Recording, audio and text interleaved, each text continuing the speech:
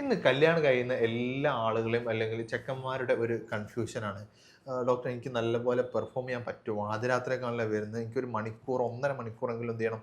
നല്ലപോലെ ബന്ധപ്പെടാൻ പറ്റണം എന്ന് പറഞ്ഞിട്ട് ഭയങ്കര എക്സൈറ്റ്മെന്റ് പോവും.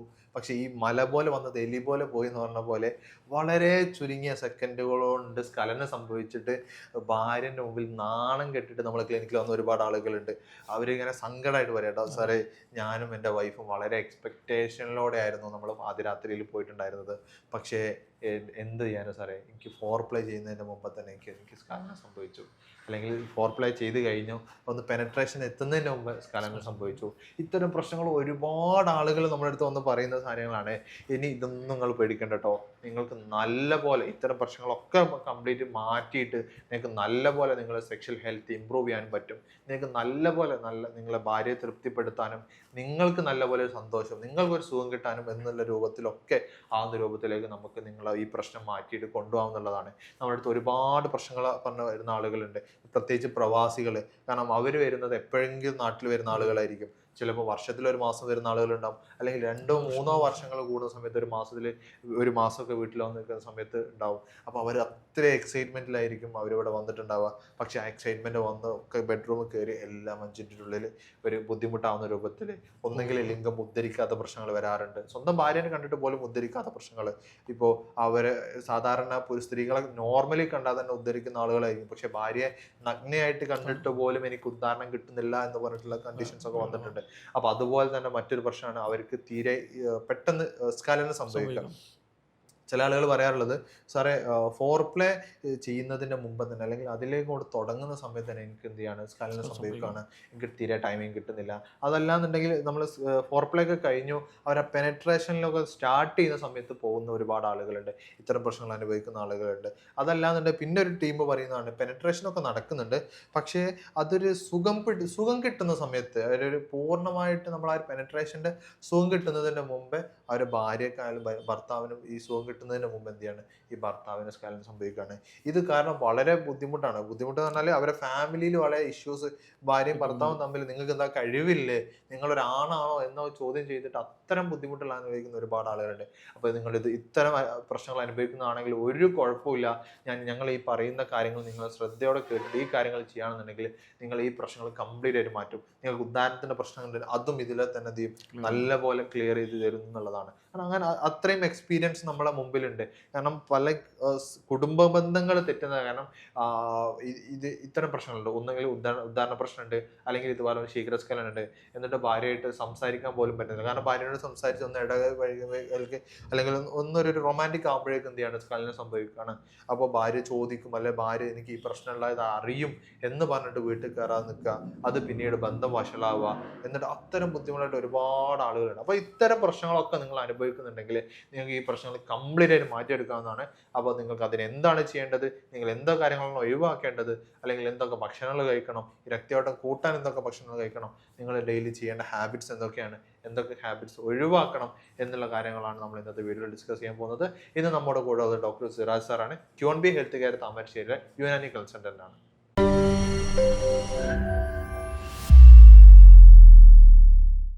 അപ്പോൾ നേരത്തെ പറഞ്ഞ പോലെയുള്ള നമ്മൾ ആ പ്രശ്നങ്ങൾ എങ്ങനെ സോൾവ് ചെയ്യാന്നുള്ളതാണ് നമ്മൾ ഇന്നത്തെ വീഡിയോയിൽ ഡിസ്കസ് ചെയ്യാൻ പോകുന്നത്.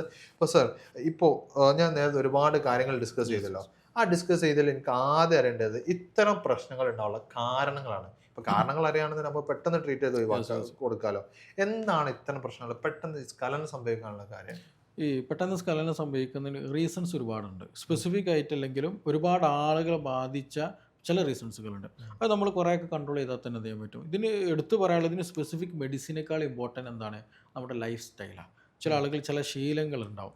ആ ശീലങ്ങൾ നമ്മൾ ക്രമീകരിക്കുകയാണെന്നുണ്ടെങ്കിൽ തന്നെ നല്ല രീതിയിൽ മാറ്റണം. ഇപ്പോൾ പൊതുവേ അവരെ ഹിസ്റ്ററി എടുത്ത് നോക്കിയിട്ടുണ്ടെങ്കിൽ, ഇപ്പോൾ സിമ്പിളായിട്ട് പറഞ്ഞാൽ ഭക്ഷണത്തിലെടുത്ത് നോക്കുകയാണെന്നുണ്ടെങ്കിൽ ചിലപ്പോൾ നല്ല സ്പൈസി ഫുഡ് കഴിക്കുന്ന ശീലമുള്ള ആളുകൾ, അതുപോലെ എസ്പെഷ്യലി നോൺ വെജ് കൂടുതൽ കഴിക്കുന്ന ആളുകൾ, അതുപോലെ ഹൈഡ്രേഷൻ വെള്ളം കൂടി നല്ല കുറവുള്ള ആളുകൾ, സ്ട്രെസ്സ് കൂടിയ ആളുകൾക്കൊക്കെ ഇത് പൊതുവായിട്ടുണ്ടാകുന്ന സാധനം. അപ്പോൾ ഇങ്ങനെയുള്ള ആളുകൾ എസ്പെഷ്യലി അതുപോലെ തന്നെ സ്ട്രെസ്സ് കൂടുതലായിരിക്കും, അതുപോലെ ആങ്സൈറ്റി കൂടുതലാണ്, എല്ലാത്തിലും ഒരു ബേജാറുണ്ടാവും, എന്ത് സാധനത്തിലും ബേജാറുണ്ടാവും. ആ ബേജാറ് കൊടുക്കെത്തും ഈ ഒരു സെക്ഷൽ ഭാര്യയുമായിട്ട് ബന്ധപ്പെടുമ്പോൾ ഫസ്റ്റ് തന്നെ ആ ഒരു ആൻസൈറ്റി ഉണ്ടാവും. എന്താവും അങ്ങനെ ആ ഒരു ബേജാറിൽ എന്ത് ചെയ്യും, ആ ഒരു ഫീലിങ്സ് ഒന്നും ഇല്ലാതെ പെട്ടെന്ന് ഡൗൺ ആയി പോകുന്ന അവസ്ഥ വരും.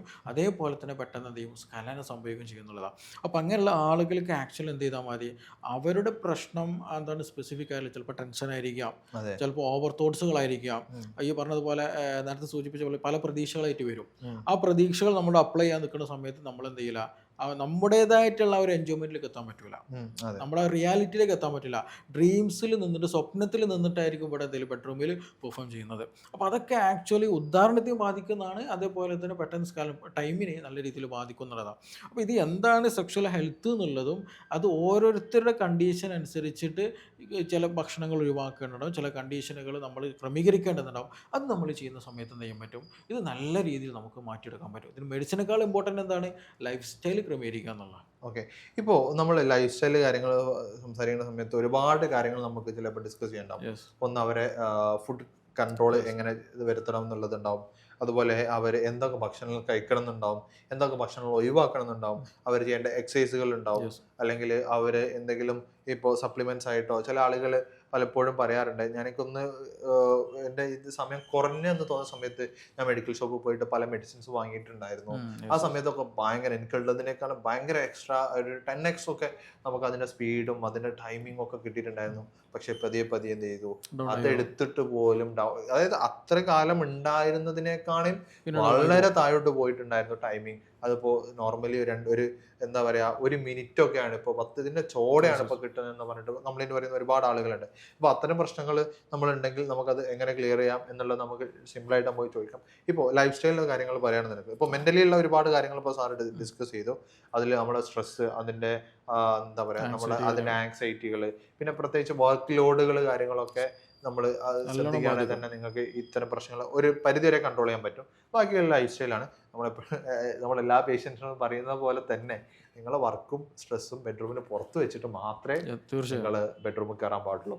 അപ്പോൾ കാരണം എന്നാൽ മാത്രമേ നിങ്ങൾക്ക് അത് സന്തോഷത്തോടെ ആ ബെഡ്റൂമിൽ നിൽക്കാൻ പറ്റുള്ളൂ. ബെഡ്റൂം എന്ന് പറഞ്ഞാൽ സന്തോഷത്തോടെ നിൽക്കേണ്ട സ്ഥലമാണ്. അപ്പോൾ നിങ്ങൾ അതിനനുസരിച്ച് എന്ത് ചെയ്യുക, നിങ്ങളത് കീപ്പ് ചെയ്തുകൊണ്ടാകും. ഇനി നമ്മളിപ്പോൾ ലൈഫ് സ്റ്റൈലിലേക്ക് സാറോട് തന്നെ പോയി ചോദിക്കാം, സാർ നമ്മൾ ഇത്തരം കാര്യങ്ങളുണ്ടെങ്കിൽ നമ്മൾ എന്ത് ഭക്ഷണങ്ങളാണ് നമ്മൾ മെയിനായിട്ട് നമ്മൾ ഒഴിവാക്കേണ്ടത്? എസ്പെഷ്യലി പ്രോസസ്ഡ് ഫുഡുകൾ, അതായത് എസ്പെഷ്യലി ചിക്കൻ, വറുത്തത്, കരിച്ചത്, പൊരിച്ചത്, ഇങ്ങനത്തെ സാധനം ഉണ്ടല്ലോ, ഇന്ന് ഏറ്റവും കൂടുതൽ കിട്ടുന്ന മോഡേൺ ഫുഡുകൾ, അങ്ങനെ വേണമെങ്കിൽ സിമ്പിളായിട്ട് പറയാം. ആ ഭക്ഷണങ്ങൾ എന്ത് ചെയ്യണം, നല്ല രീതിയിൽ അവോയ്ഡ് ചെയ്യാനാണ്, ഒഴിവാക്കുക തന്നെ വേണം എന്നുള്ളതാണ്. ബോഡിക്ക് എപ്പോഴും കാംനെസ് കിട്ടുന്ന, ഈസിലി ഡൈജസ്റ്റ് ആകുന്ന, ഏറ്റവും നല്ല ഹെൽത്തി ആയിട്ടുള്ള ഫുഡുകൾ ഫോക്കസ് ചെയ്യുക എന്നുള്ളതാണ്.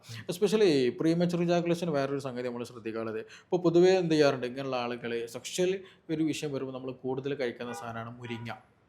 മുരിങ്ങ നമ്മൾ നല്ലോണം കഴിക്കും. അതുപോലെ നേന്ത്രപ്പഴം നമ്മൾ നല്ലോണം കഴിക്കും. അതുപോലെ ഈത്തപ്പഴം നല്ലോണം കഴിക്കും. ഞാൻ പറയുന്നത് അതുപോലെ നോൺ വെജ് നല്ലോണം കഴിക്കും. കാരണം അതെല്ലാം പ്രോട്ടീനാണ്, ഭയങ്കര ഒരു എനർജി കിട്ടുന്ന സാധനം. പക്ഷേ ഈ പ്രീമച്ചർ ഇജാക്കുലേഷൻ നിങ്ങൾക്ക് നല്ലോണം ഉണ്ട്, ബോഡി ടെമ്പറേച്ചർ കുറച്ചൊരു ഹൈ, ചില ആളുകൾക്ക് ഉണ്ടാവും പെട്ടെന്ന് ഒരു ബോഡിയൊക്കെ ഭയങ്കര ഹീറ്റുള്ള മാതിരി. ഇപ്പോൾ പാർട്ട്ണർ ചിലപ്പോൾ പറയും എപ്പോഴും പനിക്കണുണ്ടോ, എപ്പോഴും ഒരു ബോഡി ഒരു ചൂടുണ്ടല്ലോ. അതേപോലെ തന്നെ അവർക്ക് ചിലപ്പോൾ കോൺസ്റ്റിപ്പേഷൻ്റെ പ്രശ്നം ഉണ്ടായിരിക്കും, മുടി കൊഴിച്ചിലിൻ്റെ പ്രശ്നം ഉണ്ടാവും, ഗ്യാസിൻ്റെ പ്രശ്നം ഉണ്ടായിരിക്കും, ഒരു മെറ്റബോളിസം കുറച്ച് കൂടുതലായിരിക്കും അങ്ങനെയുള്ള വ്യക്തികൾ. അപ്പോൾ അങ്ങനെ ഉള്ള വ്യക്തികൾ ഒരു കാരണവശാലും എന്ത് ചെയ്യരുത്, ഈ പറഞ്ഞ സാധനം കഴിക്കരുത്.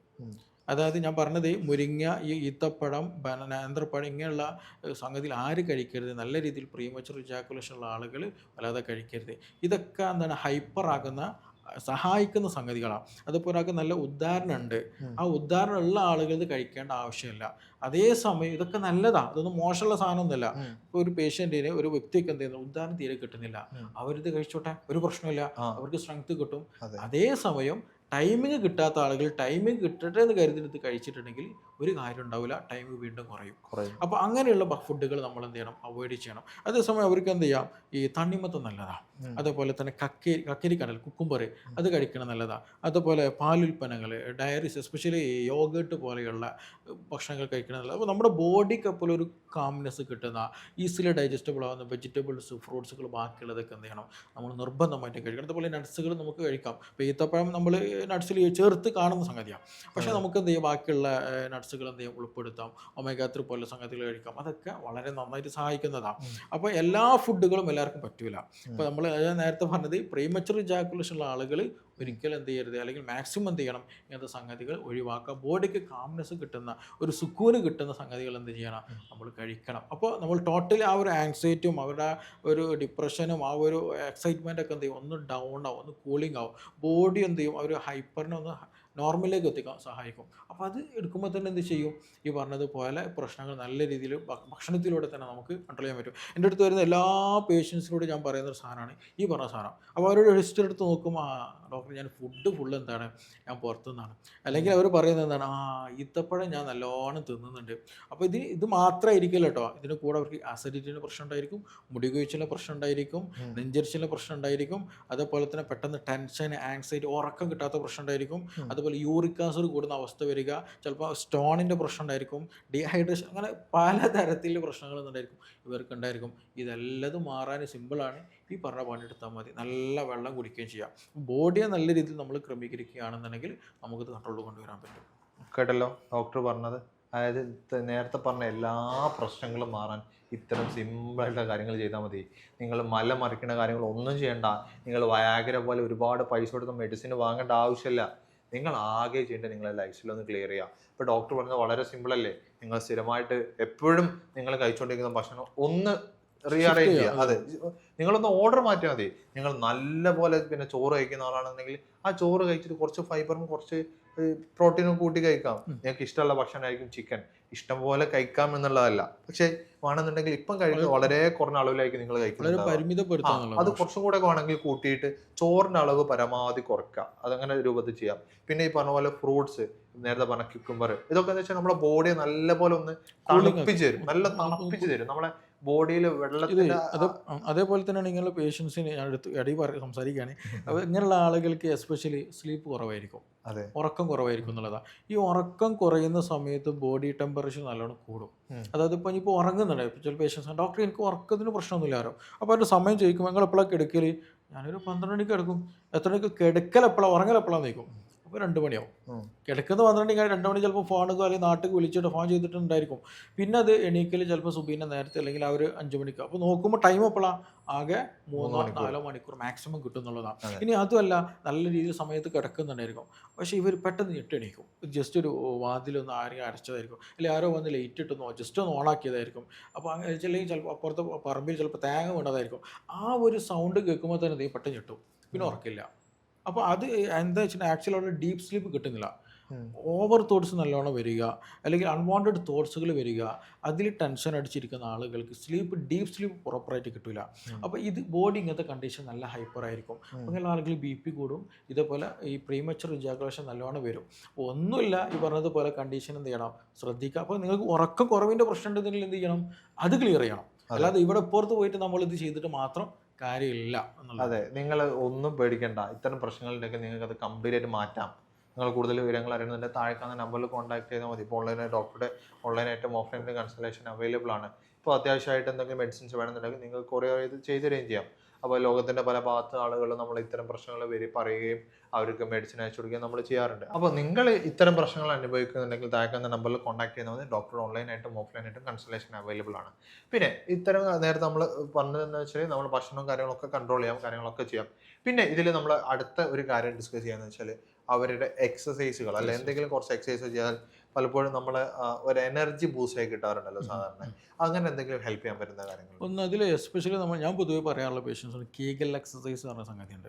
നമ്മുടെ ഈ ഒരു പെൽവിക് ഫ്ലോറിലാകുന്ന മസിൽസുകൾ എന്ത് ചെയ്യും, നല്ല സ്ട്രെങ്ത് കിട്ടാനും അതുപോലെ അവിടെ സർക്കുലേഷൻ ഇമ്പ്രൂവ് ചെയ്യാനും നന്നായിട്ട് ഹെൽപ്പ് ചെയ്യും. അത് ടൈമിങ്ങിന് വളരെ നല്ലതാണ്. അതുപോലെ തന്നെ ബീജം ഉൽപ്പാദനത്തിനും അത് നല്ലോണം നല്ലതാണ്. അതുപോലെ ടെസ്റ്റോസ്റ്ററോൺ എന്ന് പറയുന്ന ഹോർമോണിൻ്റെ ഇമ്പ്രൂവ്മെൻറ്റ്, അതിൻ്റെ പ്രൊഡക്ഷൻ കൂട്ടാനൊക്കെ നല്ലതാണ്. എക്സസൈസ് പൊതുവേ നല്ലതാണ് ടെസ്റ്റോസ്റ്ററോൺ എന്നുള്ളത്. അപ്പോൾ ആ ഒരു കീഗൽ എക്സസൈസ് എന്ന് പറയുന്നത് അത് നമുക്ക് വീട്ടിൽ തന്നെ റൂമിൽ നിന്ന് ചെയ്യാൻ പറ്റുന്ന സംഗതിയേ ഉള്ളൂ. അത് നല്ല രീതിയിൽ പ്രാക്ടീസ് ചെയ്യുക എന്നുള്ളതാണ്. ഇത് പ്രാക്ടീസ് ചെയ്യുമ്പോൾ ശ്രദ്ധിക്കാണ്. ഞാൻ ഇത് പേഷ്യൻസിനോടൊക്കെ പറയും. പേഷ്യൻസ് എന്ത് ചെയ്യും, തുടക്കത്തിലൊക്കെ ശ്രദ്ധിക്കും. പിന്നെ ഇത് ട്രാക്കിലായി കഴിഞ്ഞാൽ എന്ത് ചെയ്യും, വേഗം പഴയ പോലെ തന്നെ ആയി പോകും. അത് ചെയ്യരുത്. നമ്മൾ ജീവിത ശൈലി എന്ന് പറഞ്ഞാൽ അത് സ്ഥിരമാക്കണം. അല്ലെങ്കിൽ നമുക്ക് ആ ഒരു പാറ്റേൺ നമ്മൾ കൺട്രോൾ അല്ലെങ്കിൽ കണ്ടിന്യൂ ആയിട്ട് പോകാൻ നമ്മൾ പരമാവധി ശ്രദ്ധിക്കണം. അപ്പോൾ ഈ കീഗൽ എക്സസൈസ് എന്ത് ചെയ്യണം, നമ്മുടെ ലൈഫിന് ഒരു ഭാഗമാക്കി കൊണ്ടുവരിക. എസ്പെഷ്യലി ഇത് റിപ്പീറ്റഡ് ആയിട്ട് വരുന്ന ആളുകൾ അത് നല്ലോണം ശ്രദ്ധിക്കുക. അപ്പോൾ തന്നെ എന്ത് ചെയ്യാൻ പറ്റും, സർക്കുലേഷനും മസിൽ സ്ട്രെങ്ത് ഒക്കെ കീപ്പ് ചെയ്യുമ്പോൾ തന്നെ ഈ ഒരു ബുദ്ധിമുട്ടുകൾ നമുക്ക് നല്ല രീതിയിൽ മാറ്റി കൊണ്ടുവരാൻ പറ്റും. അതിൻ്റെ പുറമെ എന്ത് ചെയ്യാം, നമുക്ക് ബാക്കിയുള്ള മസ്കുലർ ആക്ഷൻ, ഇപ്പോൾ എസ്പെഷ്യലി ഈ ടെസ്റ്റോസ്റ്ററോൺ എന്ന് പറയുന്ന ഹോർമോൺ ബോഡി വളരെ ഇമ്പോർട്ടൻ്റ് ആണ്, പുരുഷ ഹോർമോൺ എന്ന് പറയുന്നത്. അപ്പോൾ അത് കുറഞ്ഞു കഴിഞ്ഞാൽ നല്ല എനർജി കുറവായിരിക്കും പുരുഷനെ സംബന്ധിച്ചിടത്തോളം. അപ്പോൾ എനർജി ഉണ്ടാക്കണമെന്നുണ്ടെങ്കിൽ, അതേപോലെ തന്നെ ടൈമിങ് നല്ല രീതിയിൽ കിട്ടണമെന്നുണ്ടെങ്കിൽ, സ്ട്രെങ്ത് കിട്ടണമെന്നുണ്ടെങ്കിൽ, ഉദ്ധാരം നല്ല രീതിയിൽ കിട്ടണമെന്നുണ്ടെങ്കിൽ എന്താണ്, എക്സസൈസ് വളരെ ഇമ്പോർട്ടൻ്റ് ആണ്. അപ്പോൾ നമ്മൾ സ്വാഭാവികമായിട്ടും നമ്മുടെ മസ്കുലർ ആക്ടിവിറ്റി നല്ല രീതിയിൽ ചെയ്യണം. പക്ഷെ അവിടെ ശ്രദ്ധിക്കാനുള്ളൊരു പോയിന്റ് എന്താ വെച്ചിട്ടുണ്ടെങ്കിൽ, പല ആളുകളും ഇന്ന് ജിമ്മിൽ പോകുന്നത്, വർക്കൗട്ട് പോകുന്നത് രാത്രിയിലാണ്. അത് മിസ്റ്റേക്കാണ്. എസ്പെഷ്യലി അതായത് നിങ്ങളൊരു 10 മണിക്ക് കിടക്കുന്ന ആളാണെങ്കിൽ നിങ്ങൾ നിർബന്ധമായിട്ട് 6 മണി 7 മണിക്ക് എന്ത് ചെയ്യണം, നിങ്ങൾ എക്സസൈസ് ഇവിടെ നിർത്തണം. അല്ലാതെ മിക്ക ആളുകൾ എന്ത് ചെയ്യല്, നേരെ വർക്കും കാര്യങ്ങളൊക്കെ കഴിഞ്ഞിട്ട് നേരെ ജിമ്മിൽ പോകും. ജിമ്മിൽ വന്നിട്ട് നേരെ കുളിച്ച് നേരെ, അല്ലെങ്കിൽ നേരെ തന്നെ പോയിട്ട് എന്ത് ചെയ്യും, ബെഡ്റൂമിലേക്ക് പോകും. അതൊരിക്കലും ചെയ്യരുത്. അത് നിങ്ങളുടെ സ്ലീപ്പിനെ നല്ലോണം ബാധിക്കും, നിങ്ങളുടെ എനർജിനെ നല്ലോണം ബാധിക്കും. അത് നല്ല രീതിയിൽ എന്ത് ചെയ്യും, സ്ട്രെസ് ഉണ്ടാക്കുന്ന സാധനം. അതായത് നമ്മൾ എക്സസൈസ് ചെയ്യുന്ന സമയത്ത് ഹോർമോണുകൾ ഉണ്ടാകുന്നുണ്ട്, സർക്കുലേഷൻ കൂടുന്നുണ്ട്, ഭയങ്കര ഹൈപ്പർ ലെവലിലേക്ക് ബോഡി പോകും. ആ ഹൈപ്പർ ലെവലിലേക്ക് ബോഡി പോയിട്ടുണ്ടെങ്കിൽ ഉറക്കത്തെ നല്ലോണം ബാധിക്കും, നമ്മുടെ ടോട്ടൽ എനർജി ലോസിലേക്ക് അത് കൊണ്ടെത്തിക്കും എന്നുള്ളതാണ്. അപ്പോൾ എക്സസൈസ് നല്ലതാണെന്ന് കരുതിയിട്ട് എന്ത് ചെയ്യരുത്, തോന്നിയ സമയത്ത് ചെയ്യരുത്. അതിനൊരു ടൈമിംഗ് ഉണ്ട്. നമ്മൾ പൊതുവെ പറയലുണ്ട്, ഭക്ഷണം നമ്മൾ എന്ത് ചെയ്യണം, വിശക്കുന്ന സമയത്ത് കഴിക്കണം, അതിൽ എപ്പോഴും കഴിക്കാൻ പാടില്ല. ഒരു സമയമുണ്ട്. അപ്പോൾ എന്നതുപോലെ തന്നെ എക്സസൈസും ചെയ്യേണ്ടത്. മിക്ക ആളുകളും, എൻ്റെ അടുത്ത് വരുന്ന മിക്ക ആളുകളും ചോദിച്ചിട്ടുണ്ടെങ്കിൽ അവരെന്ത് ചെയ്യുന്നതാണ്, ഈ പറഞ്ഞതുപോലെ എല്ലാം കഴിഞ്ഞിട്ട് രാത്രി സമയത്ത് ചെയ്യുന്നു. അതിലൂടെ ലോ എനർജി ഉണ്ടാകുന്ന പല കേസുകളും ഉണ്ടായിട്ടുണ്ട്. അപ്പോൾ അത് നമ്മൾ എന്തിനാണ്, എക്സസൈസിൻ്റെ കാര്യത്തിൽ നല്ലോണം ശ്രദ്ധിക്കണം. അതെ, ഇത്തരം കാര്യങ്ങൾ നിങ്ങൾ ശ്രദ്ധിക്കുകയാണെന്നുണ്ടെങ്കിൽ നിങ്ങൾക്ക് അതിൻ്റെ പ്രശ്നങ്ങൾ നമുക്ക് ഒരു സ്ട്രെങ്ത്തും കാര്യങ്ങളൊക്കെ കൂട്ടിയെടുക്കാൻ പറ്റും. അത് നോർമലി നിങ്ങൾ ചെയ്യുന്ന രൂപത്തിൽ ചെയ്താൽ, സാറ് പറഞ്ഞ രൂപത്തിൽ ചെയ്യുകയാണെന്നുണ്ടെങ്കിൽ നിങ്ങൾക്ക് നല്ല എഫക്റ്റ് കിട്ടും. പിന്നെ ഈ ടൈമിങ്ങിൻ്റെ രൂപത്തിൽ നമുക്ക് എന്തെങ്കിലും ടെക്നിക്കുകൾ നമ്മൾ യൂസ് ചെയ്യാൻ പറ്റും. അതായത് അവിടെ ഇപ്പം പലപ്പോഴും പറഞ്ഞു കേട്ടുള്ള കാര്യമാണ് സ്റ്റാർട്ട് ആൻഡ് സ്റ്റോപ്പ് മെത്തേഡുകൾ, റിവേഴ്സ് കൗണ്ടിങ്, പിന്നെ അതുപോലെ തന്നെ സ്ക്വീസിങ്, ഇത്തരം കാര്യങ്ങളൊക്കെ നമ്മൾ പറയാറുണ്ട്. അതൊക്കെ ശരിക്കും വർക്ക് ആണോ? അത് വർക്കിംഗ് ആണ്, പക്ഷെ അത് റിസ്ക് ആയിട്ടാണ് പല ആളുകൾക്കും ഉണ്ടാവാറുള്ളത്. അത് ഒന്നെന്താ വെച്ചാൽ, ബന്ധപ്പെടുന്നതിനിടയിൽ എന്ത് ചെയ്യുക, സ്കലനം സംഭവിക്കുന്നതിന് മുമ്പ് വീണ്ടും ഔട്ടർ എടുക്കുക, പിന്നെ അത് വീണ്ടും എന്ത് ചെയ്യുക, നമ്മൾ ബന്ധപ്പെടുക എന്നുള്ളതാണ്. അതേപോലെ ബന്ധപ്പെടാൻ സ്കലനം സംഭവിക്കുന്ന സമയത്ത് ജസ്റ്റ് എന്ത് ചെയ്യുക, ഒന്ന് സ്ക്യൂസ് ചെയ്താൽ പിടിച്ചു വെക്കുക എന്നുള്ളതാണ്. പുരുഷൻ്റെ ലിംഗം പിടിച്ചു വെക്കുക എന്നുള്ളതാണ്. അപ്പോൾ പഴയ രീതിയിലേക്ക് പോകും, വീണ്ടും ബന്ധപ്പെടുക എന്നുള്ളതാണ്. പിന്നെ അത് ചില ആളുകൾക്ക് അത് വർക്കൗട്ട് ആകും, പക്ഷെ അത് കുറച്ച് റിസ്കി മെത്തേഡ്. പ്രാക്ടിക്കലി പല ആളുകൾക്ക് എന്ത് ചെയ്യാൻ പറ്റില്ല, അത് പോസിബിൾ ആയിക്കൊള്ളുന്നുണ്ടായിരിക്കില്ല. പക്ഷെ അതിനേക്കാളും ചില ആളുകൾക്ക് ഇത് ഉണ്ടാകാനുള്ള റീസൺ എന്ന് വെച്ചിട്ടുണ്ടെങ്കിൽ ഹൈപ്പർ സെൻസിറ്റിവിറ്റിയാണ്. സ്കിന്നിൽ ഹൈപ്പറായിട്ട് സെൻസിറ്റിവിറ്റി ആണ്. അത് ജസ്റ്റ് ടച്ച് ചെയ്യുന്ന സമയത്ത് അല്ലെങ്കിൽ അങ്ങനെ എന്തെങ്കിലും സമയത്ത് എന്ത് ചെയ്യും, ഹൈപ്പറായിട്ട് അമിതമായിട്ട് ഒരു സെൻസേഷൻ ഫീൽ ചെയ്യും. അപ്പോൾ പെട്ടെന്ന് സ്കലനം സംഭവിക്കുന്ന കണ്ടീഷൻ വരാറുണ്ട്, ഹൈപ്പർ സെൻസിറ്റിവിറ്റി എന്ന കണ്ടീഷൻ. അപ്പോൾ ഇങ്ങനെയുള്ള ആളുകൾ ചെയ്യാനുള്ളതെന്ന് വെച്ചിട്ടുണ്ടെങ്കിൽ, ഒന്ന് കോണ്ടം അപ്ലൈ ചെയ്യാന്നുള്ള, കോണ്ടം യൂസ് ചെയ്യുന്ന സമയത്ത്, അതായത് സ്കിന്നിൻ്റെ മുകളിൽ എക്സ്റ്റേണൽ ഒരു കവറിങ് വരാം. അപ്പോൾ സെൻസേഷൻ എന്ത് ചെയ്യും, ഒരു കുറവുണ്ടാവും. ആ കുറവ് വരുന്ന സമയത്ത് എന്താ, അപ്പോൾ 1 മിനിറ്റ് നിങ്ങൾക്ക് ടൈം ഉള്ളതെന്നുണ്ടെങ്കിൽ അത് ചിലപ്പോൾ എന്ത് ചെയ്യും, നമുക്ക് ഒരു 3-4 മിനിറ്റ് വീണ്ടും എക്സ്റ്റെൻഡ് ചെയ്ത് കിട്ടാൻ അത് നന്നായിട്ട് ഹെൽപ്പ് ചെയ്യും. അത് ഈ സെൻസേഷൻ ഹൈപ്പർ ആയിട്ടുള്ള ആളുകൾക്ക് ഇത് നന്നായിട്ട് ഹെൽപ്പ് ചെയ്യുന്ന സംഗതിയാണ്. പിന്നെ ഇതിൽ ശരിക്കും ഫസ്റ്റ് ചോദിക്കേണ്ട ഒരു ചോദ്യമായിരുന്നു, എന്നോടത് വിട്ടുപോയതാണ്. ശരിക്കും ഒരു മനുഷ്യൻ്റെ മാക്സിമം ഒരു പുരുഷന് നോർമൽ കണ്ടീഷനിൽ എത്ര സമയം വരെ കിട്ടും? ഇത് ചിലപ്പോൾ ആദ്യം പറഞ്ഞിരുന്നെങ്കിൽ പല കൺഫ്യൂഷൻസും തീരായിരുന്നു. കാരണം ആളുകൾ പോൺ വീഡിയോസും കാര്യങ്ങളും കണ്ടിട്ട് 1.5 മണിക്കൂറൊക്കെ നല്ല ശക്തമായിട്ട് നിൽക്കാൻ പറ്റും, പല പൊസിഷൻസ് ഒക്കെ നിൽക്കാൻ പറ്റും എന്ന് പറഞ്ഞിട്ട് വെല്ലുവിളിക്കുന്ന ഒരുപാട് ആളുകൾ കണ്ടിട്ടുണ്ട്. നമ്മളെ ഈ ചെക്കന്മാരുടെ ഇടയിലൊക്കെ പൊതുവെ നല്ല 1.5 മണിക്കൂർ നല്ല കളി തന്നെയായിരിക്കും എന്ന് പറയുന്ന ഒരു കണ്ടീഷൻ വരെ ഉണ്ടാറുണ്ട്. ഒന്നും നടക്കൂല. എത്ര ടൈം മാക്സിമം? ഏറ്റവും മിനിമം നമ്മൾ പറയാറുള്ള ഒരു 5 മുതൽ 7 മിനിറ്റാണ് മിനിമം പറയാറുള്ളത്. മാക്സിമം പോയാൽ ചില ആളുകൾക്ക് 20-30 മിനിറ്റ് വരെ മാക്സിമത്തിൽ കിട്ടാറുണ്ടെന്നില്ല. അല്ലാതെ മണിക്കൂറുകളോളം നീളുന്ന ഒരവസ്ഥയില്ല. കാരണം ഇത് ഹൈ എനർജി ഉള്ള ഒരു പ്രോസസ്സാണ്. അപ്പോൾ അതുകൊണ്ട് തന്നെ ഒരിക്കലും എന്തെങ്കിലും അത്ര ലെങ്ത്തിൽ പോകില്ല. അങ്ങനെ ചെയ്താൽ തന്നെ ആളെന്ത് ചെയ്യും, ആൾ നല്ല രീതിയിൽ ഡൗൺ ആയി പോവുകയും ചെയ്യും. അപ്പോൾ ഇതിൻ്റെ ഒരു നോർമൽ ടൈം എന്ന് പറഞ്ഞാൽ ഒരു 5-7 അപ് ടു ഒരു 20-30 വരെ മാക്സിമം ഒക്കെ കിട്ടുള്ളൂ. അതിനനുസരിച്ചിട്ട് എന്ത് ചെയ്യാൻ പറ്റുള്ളൂ, നമുക്ക് ബെഡ്റൂമിൽ പെർഫോമൻസ് കിട്ടുള്ളൂ. അല്ലാതെ നമ്മൾ അപ്പുറം ഒരു എന്തെങ്കിലും സംഗതി കണ്ടിട്ട് ഒരു ഇമാജിനേഷനിലൂടെ വന്നിട്ടുണ്ടെങ്കിൽ നമുക്ക് കിട്ടുന്ന നോർമൽ പെർഫോമൻസ് അവിടെ നഷ്ടപ്പെടുന്നുള്ളൂ. അതിൽ ഞാൻ ഒരു ക്ലാരിറ്റിക്ക് വേണ്ടി ഒരു ക്വസ്റ്റ്യനോട് ചോദിക്കുകയാണ്. ഈ 5 മുതൽ 7 മിനിറ്റ് എന്ന് പറയുന്നത് പെനട്രേഷൻ്റെ സമയമാണോ, അതല്ലാന്നുണ്ടെങ്കിൽ ഫോർ പ്ലേ മുതൽ അല്ല, എൻഡ് അല്ല, ചെയ്യുന്ന സമയമാണ്. പെനിട്രേഷൻ കഴിഞ്ഞതിന് ശേഷം Okay. ഉള്ള ആ ഒരു ടൈമിംഗ് ആണുള്ളത്. Okay okay. അപ്പോൾ നിങ്ങൾ ഒരുപാട് കാര്യങ്ങൾ ഇപ്പം തന്നെ ഓൾറെഡി നിങ്ങൾ കൺഫ്യൂഷൻ ക്ലിയർ ചെയ്തിട്ടുണ്ടാവുമെന്നാണ് ഞാൻ വിചാരിക്കുന്നത്. അപ്പോൾ ഡോക്ടറുടെ ഓൺലൈൻ ഓഫ്ലൈൻ കൺസൾട്ടേഷൻ അവൈലബിൾ ആണ്. അപ്പോൾ ഇതിൽ നിങ്ങൾക്ക് എന്തെങ്കിലും ഇതുപോലെ സംശയങ്ങൾ ഉണ്ടെങ്കിൽ താഴെ കാണുന്ന നമ്പറിൽ കോൺടാക്ട് ചെയ്യാവുന്നതാണ്. അപ്പോൾ കൂടുതൽ വിവരങ്ങൾക്ക് ഡോക്ടറുടെ കൺസൾട്ടേഷൻ അവൈലബിൾ ആയിരിക്കും. ഓൺലൈനായിട്ടും ഓഫ്ലൈനായിട്ടും കൺസൾട്ടേഷൻ അവൈലബിൾ ആണ്. ഇതുപോലുള്ള മറ്റൊരു വീഡിയോ ആയിട്ട് നമുക്ക് വീണ്ടും കാണാം. താങ്ക്